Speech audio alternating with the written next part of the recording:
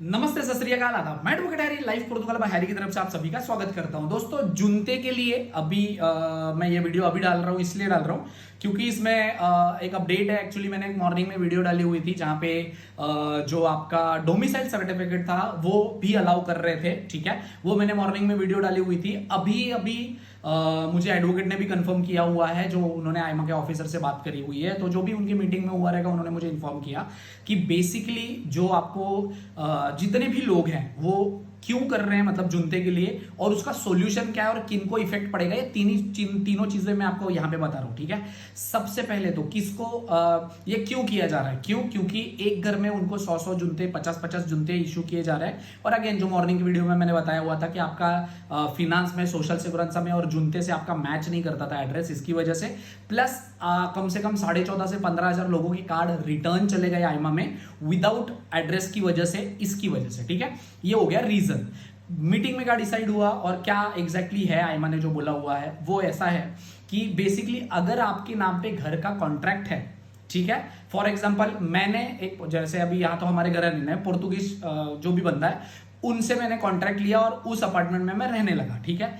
अब मेरे नाम पे कॉन्ट्रैक्ट है तो मेरी वाइफ और मेरे बच्चे या मेरे पेरेंट्स होंगे, वो उन लोगों को अगर जुनता होता है और उनका कॉन्ट्रैक्ट में नाम नहीं भी होता है तो भी कोई प्रॉब्लम नहीं है, क्योंकि ओनर को तो पता है कि हम लोग उसी घर में रहते हैं ना। तो ओनर आपको एक डिक्लेरेशन बना के देगा कि आप उनके घर में रहते हो, आपका रेंटेड एग्रीमेंट है और ओनर को कोई भी प्रॉब्लम नहीं है विथ आपका नाम। फॉर एग्जांपल अगर बच्चा है, वाइफ नहीं है तो हस्बैंड है, हस्बैंड नहीं है तो आपके माँ बाप है, तो उन लोगों के नाम से वो डिक्लेरेशन बना के दे सकता है आपको कि आप उनके घर में रहते हो और उनको कोई भी प्रॉब्लम नहीं है। मतलब वो बेसिकली कंफर्म कर रहा है कि उस एड्रेस पे, उस घर में आप रहते हो या आपका परिवार रहता है, बस दैट्स इट। जैसे हम सब लीज करते हैं, रेंट पे मैंने लिया और मेरे साथ मैंने 10 लोगों को रख दिया वहां पे, तो उन लोगों की जिम्मेदारी ओनर नहीं लेगा ना, उनको देगा ही नहीं। जब वो देगा ही नहीं तो फिर तो प्रॉब्लम ही होगा ना उन सभी लोगों को। तो ये रिन्यूअल के टाइम पे उन्होंने इसलिए चालू किया ताकि कई लोग, क्या होता है, कार्ड लेने के बाद दूसरे कंट्रीज में चले जाते हैं या वहां पे उस एड्रेस पे रहते नहीं, बट उनका वही चीज कंटिन्यू होते रहता है, इसलिए वो कर रहे हैं, ठीक है। अब बेसिकली इसमें अफेक्ट कौन करेगा, आज से लेके सारे लोग अफेक्ट करेंगे, ठीक है। जिनका पास्ट में बायोमेट्रिक हो गए, फैमिली का आपने सबमिट कर दिया डॉक्यूमेंट्स, या आपका अगर ऑलरेडी बायोमेट्रिक हो गया तो आपको प्रॉब्लम नहीं है।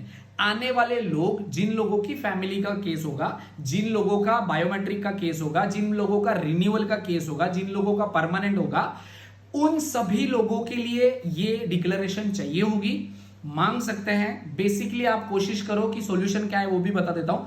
बेसिकली आप कोशिश करो कि आपका फिनांस का और सोशल सिक्योरेंसी का एड्रेस सेम हो। आप जिस घर में रहते हो वो अगर आपके नाम पे घर का कॉन्ट्रैक्ट होता है तो कोई प्रॉब्लम नहीं है। अगेन सिर्फ कॉन्ट्रैक्ट से काम नहीं चलेगा, आपको आपके ओनर से डिक्लेरेशन भी लेना पड़ेगा कि आप उनके घर में रहते हो और उनको कोई प्रॉब्लम नहीं है, ठीक है। ये डिक्लेरेशन आप किसी लॉयर से बनवा सकते हो, या यहाँ पे जो कंजर्वेटरियो होता है, या तो आप नोटराइल जिसको बोलते हैं, जहां पे वो डॉक्यूमेंट रजिस्टर करते हैं। यहाँ पे है लिस्बन में, बताऊं मैं, ओरिएंट में है मेरे ख्याल से, या मॉस्कोविदा में है, ठीक है। वहां पे जाके भी कर सकते हैं या किसी लॉयर से भी कर सकते हो। नोटरी मतलब ऑथेंटिकेशन और नोटरी करना है आपने, ठीक है। किसी भी लॉयर के पास आप जाकर खुद करवा सकते हो। आपको जाना है, मतलब जिसके नाम पे आपको डिक्लेरेशन लेना है, जो ओनर है, फॉर एग्जांपल मेरे नाम पे है, मैं और ओनर जाऊंगा, हम दोनों साइन करेंगे, हम डिक्लेयर करेंगे लॉयर के सामने, वो ऑथेंटिकेशन करेगा, नोटरी करेगा और फिर आपको ओरिजिनल डॉक्यूमेंट देगा, वो आपको लेके जाना है, ठीक है। अगर मेरी वाइफ है, मेरे बच्चे हैं, तो मुझे उनको भी साथ में लेके जाना जरूरी है। अगर माइनर है तो बात अलग है, आप लोग साइन करोगे, ठीक है, माइनर का कुछ जरूरत नहीं होता है, आप पेरेंटाइज वाला कर सकते हो। उसमें वाइफ है या आपके पेरेंट्स है तो उनकी सिग्नेचर होनी जरूरी है, ठीक है।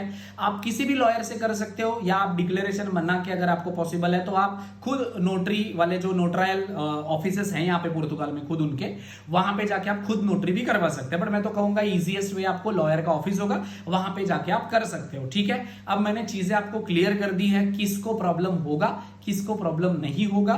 तो आपके नाम पे भले रेंट कॉन्ट्रैक्ट हो, आपके नाम पे जुनता हो, आपके नाम पे डोमिसाइल सर्टिफिकेट है, इसके बावजूद आपको ओनर से एक डिक्लेरेशन बनवा के लेना ही पड़ेगा। और उस डिक्लेरेशन में ओनर अपना पासपोर्ट या उसके जो भी आइडेंटिफिकेशन डॉक्यूमेंट है वो देगा, आप अपने डॉक्यूमेंट दो के आइडेंटिफिकेशन के, अगर आपका जो आपका जो घर का कॉन्ट्रैक्ट है, अगर वो फिनांस में रजिस्टर नहीं है तो भी आपको डिक्लेरेशन लेना पड़ेगा। अगर फिनांस में रजिस्टर है तो मेरे ख्याल से उसमें प्रॉब्लम नहीं आएगा, ठीक है। रेस्ट अगर आपको इस रिलेटेड कोई भी इंफॉर्मेशन या गाइडेंस चाहिए होगी तो वीडियो के नीचे आप कमेंट कर सकते हैं। Thank you so much.